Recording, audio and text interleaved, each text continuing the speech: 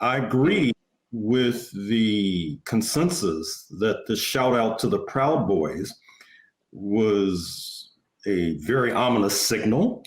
We know that the Republicans are going to mobilize 50,000 so-called poll watchers for the election on November 3rd, supposedly to ferret out voter fraud, which somehow magically materializes in Black and brown communities. We saw a few days ago what transpired in Virginia with early voting when these Trumpistas were harassing voters trying to cast their ballots. We know about the close relationship between the ultra-right fringe, which the Republicans need to push them across the finish line, which is one of the reasons why Mr. Trump was so reluctant to criticize them, the connections with police departments. In fact, there was a very striking hearing, interestingly enough, the day of the debate on the House side of Congress concerning these particular connections and ties. And I recommend it to anyone who has access to C-SPAN. It's quite chilling and quite informative simultaneously. So obviously we're at a very perilous moment right now. I think we talked on your program a few days ago about the article by Barton Gellman in The Atlantic, which sketches a so-called electoral college coup. And of course, the Professor Lawrence Douglas in Amherst, in his book, Will He Go? Interestingly titled, obviously, sketches other kinds of scenarios. And Mr. Trump is in trouble because if he is forced to leave the White House, he may face prosecution. And from the Manhattan District Attorney, Cyrus Vance, from the New York State Attorney General, Letitia James.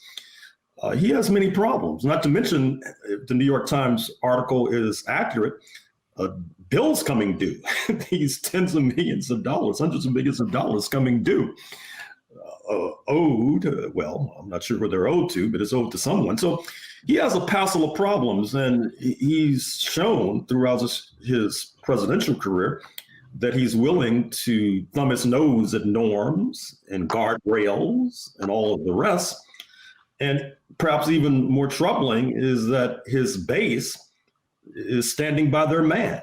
I'm not sure what he needs to do to shake that allegiance, but I don't think that allegiance will be shaken because, as one of his supporters put it, they see this as a Flight 93 election. Right.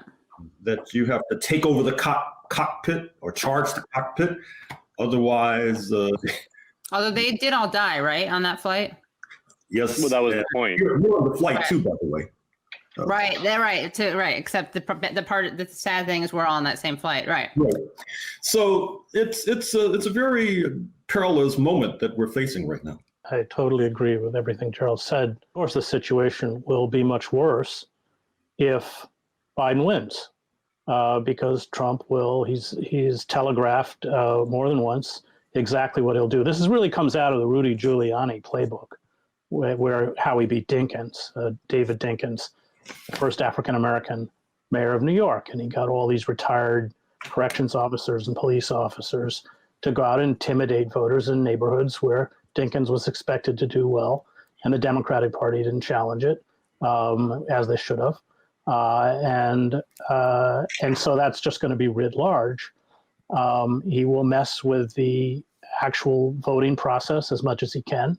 He clearly won't accept the results, and he'll greenlight these neo-fascist groups like the Proud Boys and Knights for the Alt-Right and Three Percenters and all these other groups, these white militia groups.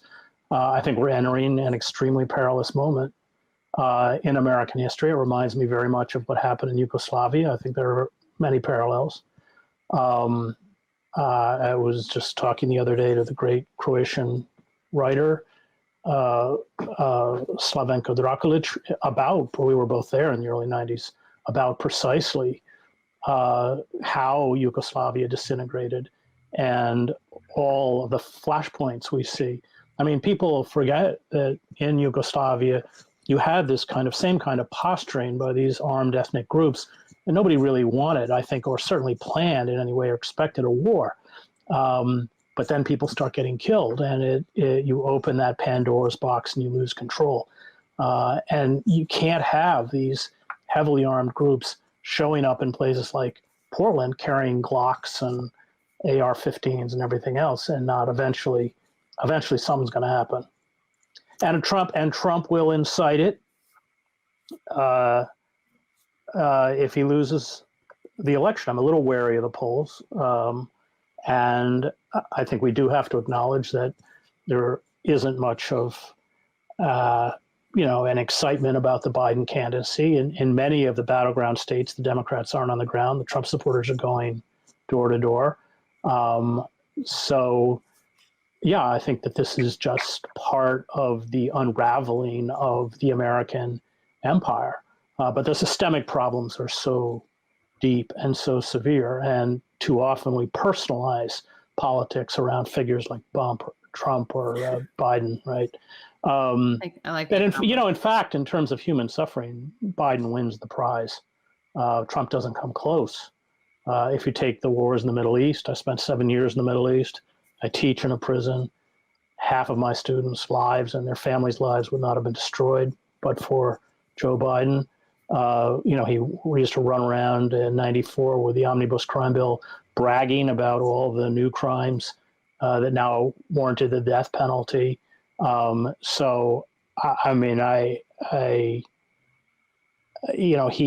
will manage the empire. That's why he was selected. The ruling elites, they find Trump vulgar and crude and repugnant and embarrassment. But they can live with Trump. They made that very clear. Lloyd Blankfein and all the Democratic donor class said that if Bernie Sanders was the nominee, they would vote for Trump. I mean, the whole least worst option only applies to you and me, and it doesn't apply to them. You can in the system vote against the interests of Goldman Sachs. It's impossible.